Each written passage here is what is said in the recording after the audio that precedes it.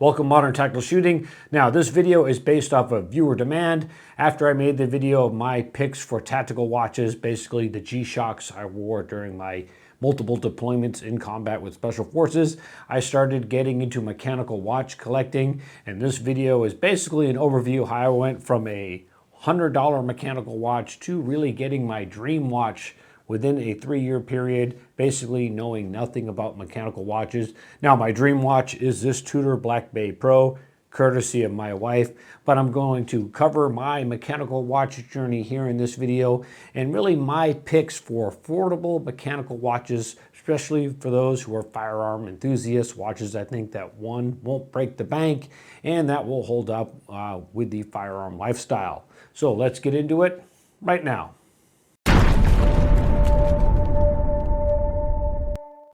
So before I get into my watch collection, let me go over how I actually got into mechanical watches in the first place.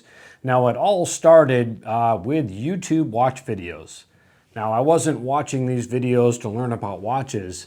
I was watching watch videos basically because they have a lot better camera work, film work, and lighting than most of your firearm YouTubers. With the exception, I would say, Garand Thumb and T-Rex Arms and a few other firearms channels.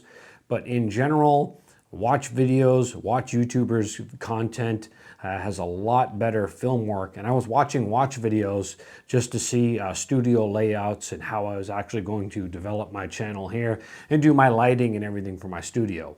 But there's one video by Teddy Baldassar. He's a big watch YouTuber. He covers the full spectrum of watches, and he did a video on the brand Vostok, which is out of Russia, long before the whole Russian-Ukraine invasion. But the video going over the Vostok watch, which is a Soviet watch built in Russia with an in-house movement, which is rare. The watches generally sell for under $100, and I was amazed by this. And I figured, hey, what the heck? I've only owned G-Shocks my whole life. Why don't I try out one of these kooky Russian mechanical watches? So I ordered one off of eBay. There's only one website to order them from, or eBay, and they do come direct from Russia. I ordered one. 2 months later, I got one, and here it is. I've had this Vostok for 3 years now.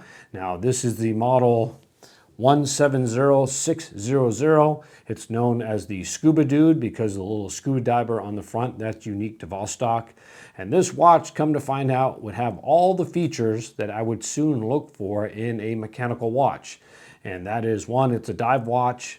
So this has 200 meters of water resistance. It has a 41 millimeter case size, which I found basically that I prefer case sizes of 40 millimeters or greater. My wrist is just under 6 3/4 of an inch, so I like 40 millimeter and above generally. Now this is a cushion case, which means it sits flat like a pancake on my wrist, and it has a date window, and it's a automatic watch, meaning it's powered by your wrist movement. There's a flywheel in here, so when you move it around, it self-winds the watch, and it still has manual winding. So this has all the features that I soon would look for in all future mechanical watches. But it's this watch right here that really started my obsession with mechanical watches.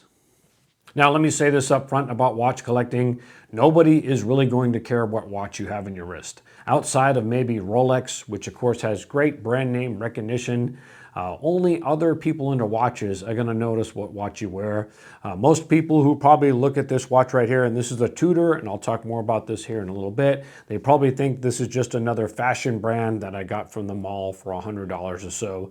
Nobody's going to care how much your watch costs. And again, only other watch nerds are going to recognize or see what watch you wear and maybe comment on it. But that's okay with me. And actually, I prefer, now that I'm a little bit into my watch collecting journey, I prefer watches that only other watch nerds are going to recognize and maybe have some respect for. And Vostok is actually one of those brands. There's a cult-like following around Vostok. Just because they are so quirky, and even with the war in Ukraine right now, they're even harder to get. But for example, I was in Gatlinburg, Tennessee, of all places, and I ran into somebody wearing a Vostok, and it was like two long-lost relatives meeting for the first time. We just nerded out over our obsession with this quirky watch right here. Now, the next watch brand I'm going to talk about is Seiko, because like the movie Kill Bill and Hattori Hanzo, nothing beats Japanese steel. And actually, I got into Seiko watches just again because most watch YouTubers will say when it comes to the best value for money, Seiko watches is where it's at. I'm not talking about their Grand Seiko line, but I'm talking about really their mid-range dive watches. Now, you can go to the mall, go to stores like Belk and Nordstrom, and you'll see Seiko watches in there, but those are really their lower-end watches. I like their mid-ranged watches, basically $500 and above. You'll get true dive watches. Now, this is a Seiko Monster, a true Seiko dive watch. It's nicknamed the Monster because of this aggressive dial. And now I picked this up in Johnson Jewelers of Cary, which is, I think, one of the only true Seiko dealers in North Carolina. It's the only one I've come across that sells, I would say, your mid-range to, I would say, higher-end Seikos. Not Grand Seiko, but your true dive watches.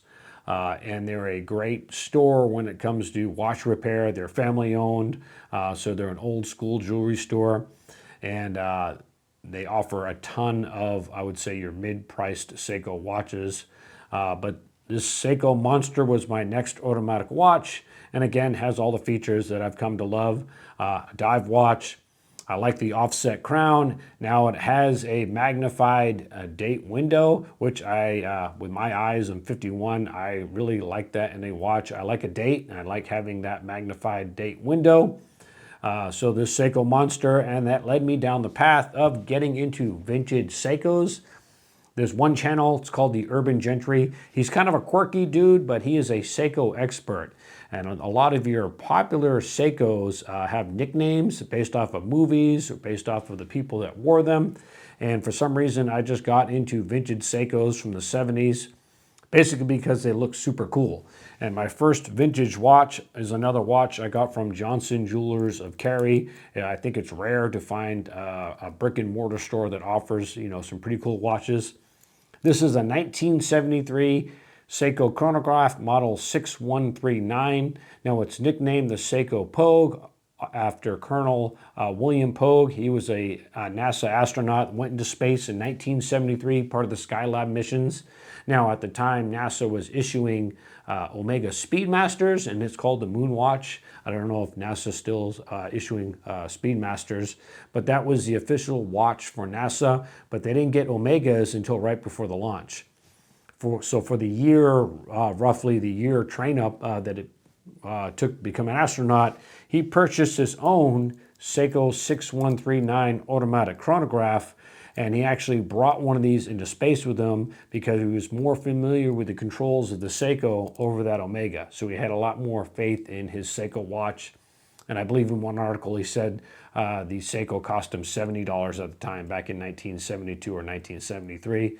So this watch is nicknamed after him. It's not the watch that went to space, but it's the same model. And in watch collecting, any watch model that goes into space becomes pretty collectible to get that same model.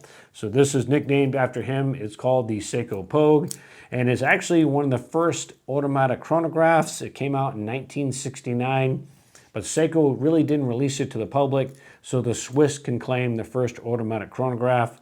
But actually, I think if you really look into the history, Seiko might have been the first. And this watch right here is from 1973. So it was pretty cool. I was able to find one, and this started my journey into vintage watches. And I've gone on to get two more vintage Seikos, both from 1976. Now, this watch right here, it's the Seiko Yachtman, but it's nicknamed the UFO because of the case size. It's another chronograph. It has a little bit different movement in it. And then this one right here, this is the Seiko Bullhead. Now there are other companies that offer a bullhead watch. Basically it means, they call it the bullhead because the pushers are at the 12 o'clock. So it's a 1976 Seiko Bullhead. Now one thing about vintage watches, you really need to train yourself up and learn about vintage watches before diving into the vintage watch market, because not so much that there's a lot of reproductions out there, But there could be a lot of aftermarket parts in that vintage watch, and you want to find a watch that is 100% original. Now, this Seiko Pogue is 100% original because it was built from two Seiko Pogues. They basically took the best parts of both watches and made one complete one. So it's 100% original. And when I purchased this watch, they gave me all the spare parts that are left over. And then the Seiko UFO, I don't know if the band is 100% original, but all the parts are. And I've learned to crack open these watches and check out the insides to make sure they have the correct movements. Now on the Seiko Bullhead, I know the crystal or the glass on the front is not original because I cracked the original one. And the dial or the face of the watch, I don't know if it's original. I'm kind of suspect about it just because it's in such pristine condition. It could be a reproduction, but I'm okay with that because the band, and that's called a fishbone scale band is the nickname, super rare. That's original. The case is original. The hands are original, and the movement inside is original in that Seiko Bullhead. So I'm pretty happy with my vintage collection so far. There's one other vintage Seiko watch I want. It's called the Panda, but it's becoming extremely rare. These watches from the 70s, they're getting fewer and fewer every year just because they weren't meant to last this long. Again, this was a $70 watch when it first came out, probably equivalent to $200 or $300 at the time, so it wasn't meant to last this long. But yes, I have a taste for vintage watches. And again, nothing beats Japanese steel. Now, the next watch I want to talk about is a gift from my wife and is my first entry level into luxury watches. And that is this TAG Heuer Aqua Racer 300 Professional. Now, this is, of course, a dive watch. And a funny story about this watch, my wife, she doesn't know anything about watches, but just describing the types of watches I liked. I guess my wife listens really well. She went to a jeweler's store in Raleigh, talked to somebody at the counter, and the guy, I guess, really listened well and knew a lot about watches because she bought me the TAG Heuer that I would have picked out as if I'd gone to the mall myself. She got me this pretty cool Aqua Racer 300. Now, in the watch nerd world, TAG Heuer, their reputation is kind of fallen because of some things they did in the 90s.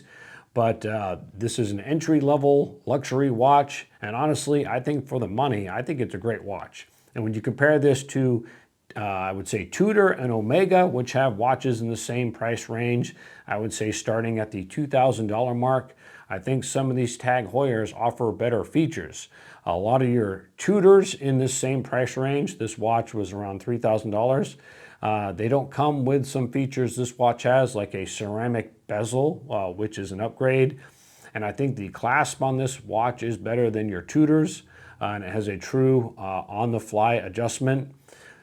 So I think this TAG Heuer is a pretty cool watch. Again, it's a dive watch, and actually I was blown away when my wife got me this. I would never spend $3,000 on a watch, but is my first, I would say, entry luxury watch.